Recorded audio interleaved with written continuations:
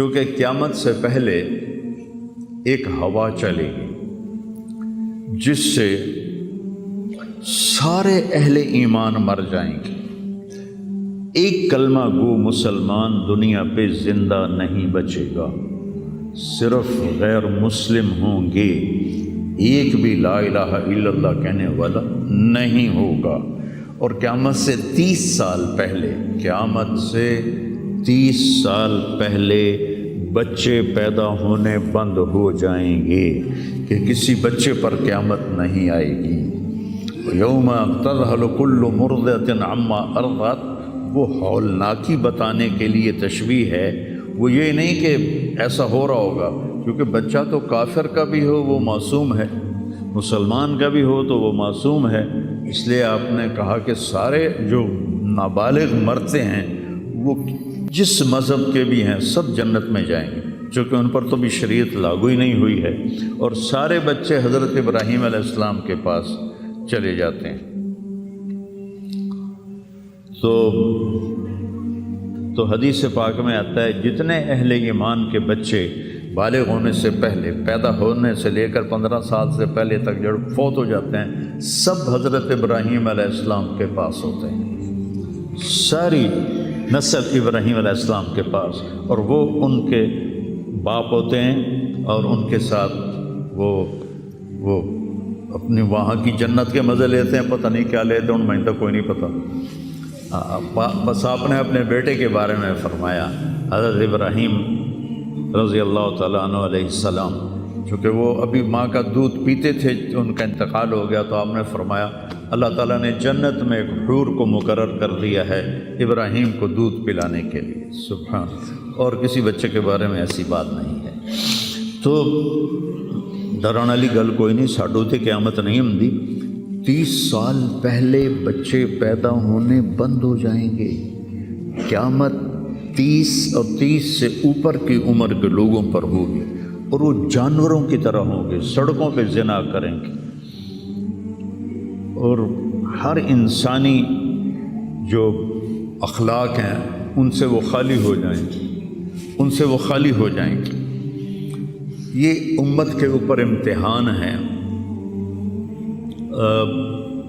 ہمارا ایک ساتھی ہے وہاں کینیڈا میں، اس نے مجھے خواب سنایا کہ میں نے دیکھا کہ غزہ کے جتنے شہداء کے بچے ہیں وہ آسمان پہ تیر رہے ہیں، اور اللہ کے نبی ہر آنے والے کا استقبال فرما رہے ہیں۔ تو ہمیں دیکھنے میں تو بڑا ظلم نظر ہے، ظلم ہے بھی صحیح، لیکن ہماری تو موج ہے، تو سارے جنت میں گئے، جتنے بڑے شہید ہوئے وہ بھی جنتی، عورتیں شہید ہوئیں وہ بھی جنتی، مرد شہید ہوئے وہ بھی جنتی، اور بچوں کا تو میں نے کینیڈا میں ایک نوجوان خواب دیکھ رہا ہے، راونڈ کا پڑھا ہوا ہے، عالم ہے، کہ میں نے خواب دیکھا کہ غزہ کے شہداء کے بچے آسمان پر تیر رہے ہیں، اور اللہ کے نبی ہر آنے والے بچے کا استقبال فرما رہے ہیں۔ تو ساڑی تو موج ہو گئی، ہمیں دیکھنے میں موت نظر آتی ہے، حقیقت میں دیکھو ایک ہوتا ہے کامیاب ہونا، اور ایک ہوتا ہے فتح پانا، ایک ہوتا ہے ناکام ہونا، اور ایک ہوتا ہے شکست کھانا۔ یہ دو الگ چیزیں ہیں، کامیابی الگ چیز ہے، فتح الگ چیز ہے، ناکامی الگ چیز ہے، شکست الگ چیز ہے۔ کربلا کے میدان میں سب سے مقدس خون بہایا گیا، سب سے پاکیزہ خون بہایا گیا، اور ان سب کو شکست ہو گئی، اور وہ سارے گردنیں کٹوا کے نیزوں پہ چڑھ گئے، لیکن وہ ناکام نہیں ہیں، وہ کامیاب ہیں۔ انہیں شکست ہوئی ہے، انہیں ناکامی نہیں ہوئی، وہ کامیاب ہیں۔ اور شمر کا لشکر وہ فتح پایا ہے، وہ کامیاب نہیں ہے، انہوں نے فتح پائی، کامیاب نہیں ہے۔ ابن زیاد کی گردن کٹ کے جب لائی گئی مصعب بن عمیر کے سامنے، جیسے حضرت حسین علیہ السلام کی گردن کٹی ہوئی ابن زیاد کے سامنے رکھی گئی تو وہ ایسے منہ پہ چھڑیاں مار کر کہنے لگا میں نے ایسا خوبصورت چہرہ آج تک نہیں دیکھا جو مرنے کے بعد بھی اتنا چمکتا. کٹی ہوئی ابن زیاد کے سامنے رکھی گئی تو وہ ایسے منہ پہ چھڑیاں مار کر کہنے لگا میں نے ایسا خوبصورت چہرہ آج تک نہیں دیکھا جو مرنے کے بعد بھی اتنا چمکتا ہوا تر و تازہ ہو. تو حضرت ابو برزہ اسلمی رضی اللہ تعالیٰ عنہ نے کھڑے ہو کر روتے ہوئے فرمایا کہ ظالم یہ چھڑی یہاں سے ہٹا لے، میں نے ان ہونٹوں پہ اللہ کے نبی کے ہونٹوں کو لگتے ہوئے دیکھا ہوا. تو کہنے لگا تو بوڑھا ہو گیا ورنہ تیرا بھی سر اڑا دیتا میں. تو جب اللہ تعالیٰ انتقام لینے پر آئے اور ابن زیاد کو قتل کیا گیا اور اس کی کٹی ہوئی گردن آئی حضرت مصعب بن عمیر کے سامنے، تو ایک دم مجمع میں ہلچل مچی. جاءت وہ آیا. کیا دیکھا؟ ایک چھوٹا سا سانپ، اتنا انتہائی تیز، وہ تیزی سے آیا اور اس کی ناک میں داخل ہوا اور منہ سے نکل گیا. پھر اس کی ناک میں داخل ہوا اور منہ سے نکل گیا. پھر اس کی ناک میں داخل ہوا، پھر اس کے منہ سے نکل کے پھر غائب ہو گیا. تھوڑی دیر کے بعد پھر آواز آئی جاءت وہ آیا.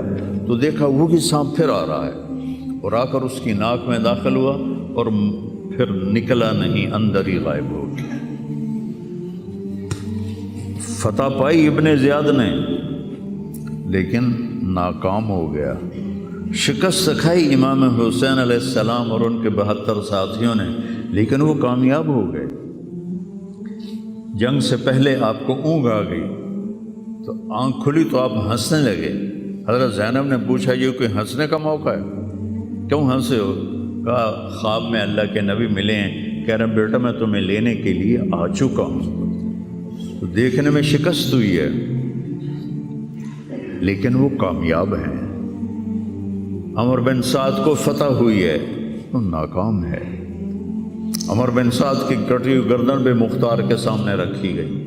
اللہ تعالیٰ نے ایک کو زندہ نہیں چھوڑا، جتنے بھی قاتلین حسین تھے سب قتل ہوئے. حضرت عثمان کے قاتل سب طبعی موت نہیں مرے، سب ذلت کی موت مرے. تو بھائیو یہ امتحان کی جگہ ہے. اللہ اپنے نبی کی امت کے گناہوں کو دھونے کے لیے ایسے حالات لاتا ہے. سب آپ نے فرمایا جتنا مجھے ڈرایا گیا اتنا کسی کو نہیں ڈرایا گیا. تو میں بتا رہا تھا ارض فلسطین یہ دوسری مسجد جو زمین پہ بنی 40 سال کے بعد وہ مسجد اقصی ہے.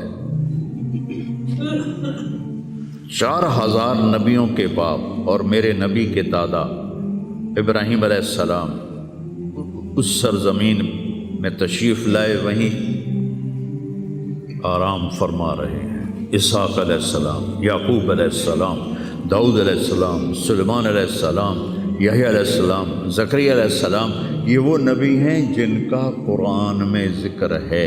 اس کے علاوہ بھی سینکڑوں نبی ہیں جن کے نام نہ تاریخ میں ہیں نہ قرآن میں ہیں، جو اس سرزمین کے اندر ہیں.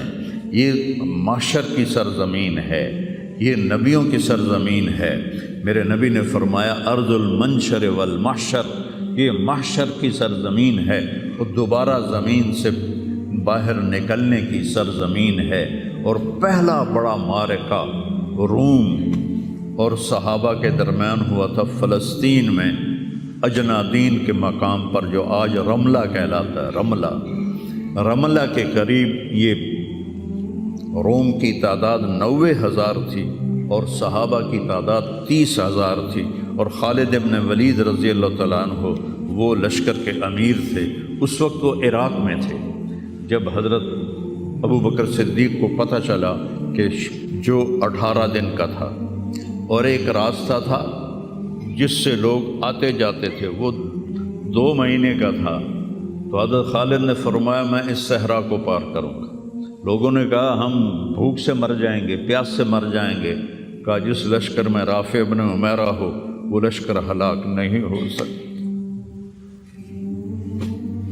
آئے اشاق گئے وعدہ فردہ لے کر اب انہیں ڈھونڈ چرا کے رخ زیبا لے کر آئے تھے کچھ لوگ جو اللہ کو راضی کر کے دوستی لگا کے دکھا گئے، کب اپنی آنکھوں سے ڈھونڈ چرا کے رخ زیبا، تمہیں نظر کوئی نہیں آئیں گے، مرد نظر آئیں گے، انسان کوئی نہیں نظر آئے گا، عورتیں نظر آئیں گی، انسان کوئی نہیں نظر آئے گا۔ تو فرمایا جس لشکر میں رافع ہو وہ لشکر ہلاک نہیں ہو سکتا۔ انہیں فرمایا ہمارے پاس پانی کا بڑا ذخیرہ ہے، ہم ہلاک نہیں ہوں گے، نہیں، ہمارے پاس رافع ہے، اور وہ شخص ہے کہ جو کہے گا اللہ کرے گا۔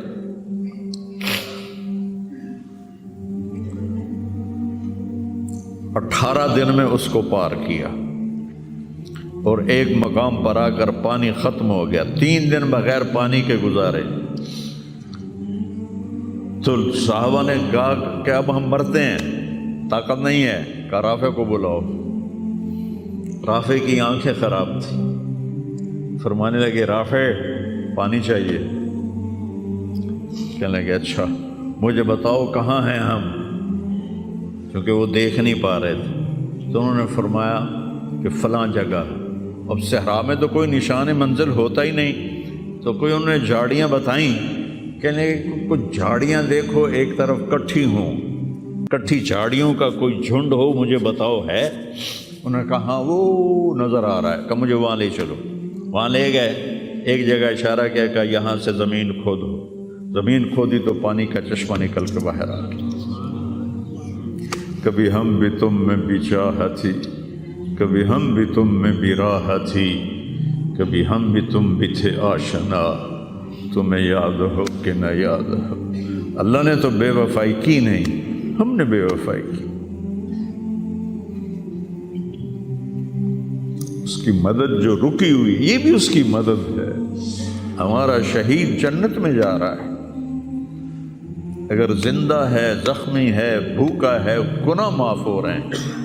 جہنم کی آگ سے ایک سوئی کا نکا عام آدمی ویکھ ہی نہیں سکتا، دھاگا نہیں پا سکتا، جس دن کی نظر کمزور ہوئے، اتنا چھوٹا ہوتا ہے۔ میرے نبی فرمایا، جبریل علیہ السلام نے آ کے عرض کیا یا رسول اللہ، سوئی کے نکے کے برابر اگر جہنم کی دیوار میں سوراخ ہو جائے تو اس میں سے جو آگ کی چنگاری نکلے گی پوری دنیا کو کوئلہ بنا دے گی۔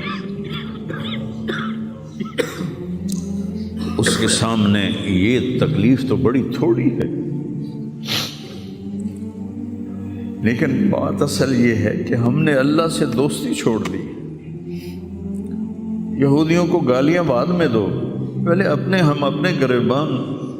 تجھے کیوں فکر ہے اے گل دلے صد چاک بلبل کی، تو اپنے پیرہن کی چاک تو پہلے رفو کر لے۔ کتنا جھوٹ بولا جا رہا ہے، کتنے جھوٹے مقدمے ہیں، کتنی والدین کی نافرمانی ہے، کتنے گھریلو ناچاکیاں ہیں، کتنا سود چل رہا ہے، کتنا شراب کے ٹھیکے چل رہے ہیں، کتنے لوگ نمازیں چھوڑ چکے ہیں۔ صرف حکمرانوں کو میں کیا گلہ دوں، آج ہم سارے اس حمام میں ننگے ہیں۔ تو یہ اللہ کی رحمت ہے، اگر کسی کو اللہ نے اس امت کو اگر دنیا میں وہ جھٹکے دیتا ہے۔ مجھے ایک آیت بھی یاد آ گئی، دونوں کو حال بتاتا ہوں۔ ایک ہے جنہوں نے اللہ کو نہیں مانا، تو اللہ کہتا ہے ذرہم یأکلوا ویتمتعوا ویلہہم الامل فسوف یعلمون۔ میرے محبوب کرن دے انہاں نوں موج میلا، 4 دہاڑے انہاں نوں موج میلا کرن دے انہاں نوں میرے کول آون دے، ووٹ ویکھی میں کی کرنا، ٹھیک ہوگی۔ ہمارے بارے میں کیا کہا، وَلَنُذِيقَنَّهُم مِّنَ الْعَذَابِ الْأَدْنَىٰ دُونَ الْعَذَابِ الْأَكْبَرِ لَعَلَّهُمْ يَرْجِعُونَ۔ میں تمہیں دنیا میں چھوٹے چھوٹے عذاب دوں گا، بڑا عذاب نہیں دوں گا آخرت کا۔ یہ غزہ کی جو تباہی ہے یہ چھوٹا عذاب ہے، یہ چھوٹی تکلیف ہے۔ دون العذاب الاکبر، فَيُعَذِّبُهُ اللَّهُ الْعَذَابَ الْأَكْبَرَ يَصْلَى النَّارَ الْكُبْرَى، اور عذاب اکبر نار کبرا جہنم ہے۔ تو میرا اللہ کہہ رہا ہے کہ میں تمہیں چھوٹے چھوٹے عذاب دوں گا، بڑا عذاب نہیں دوں گا، تاکہ تم توبہ کر کے میری طرف آ جاؤ، اور جو مجھے نہیں مانتے انہوں نے چھٹی دیتے۔ جو بچہ اسکول میں پڑھتا ہے اسی کی حاضری ہوتی ہے، غیر حاضری ہوتی ہے۔ جو پڑھتا ہی نہیں تو اس کی کون حاضری لیتا ہے یا غیر حاضری لیتا ہے؟ اپنے بچہ کوئی غلطی کرے تو اس کو تنبیہ کی جاتی ہے، گلی کا بچہ کوئی کچھ کرے تو ہم نے کبھی دیکھا ہے کہ کیا کر رہا ہے؟ یہ امت میرے اللہ کی لاڈلی امت، اس وجہ سے نہیں کہ ایسے کوئی بڑے حاجی پارسا ہیں، اپنے حبیب کی وجہ سے، اپنے محبوب کی وجہ سے یہ امت اللہ کی لاڈلی امت ہے۔ اللہ ہمیں بھی بندر خنزیر بنا سکتا ہے، ہمیں کیوں چھوڑا ہوا ہے؟ تو گنبد والے کے لیے درود پڑھو،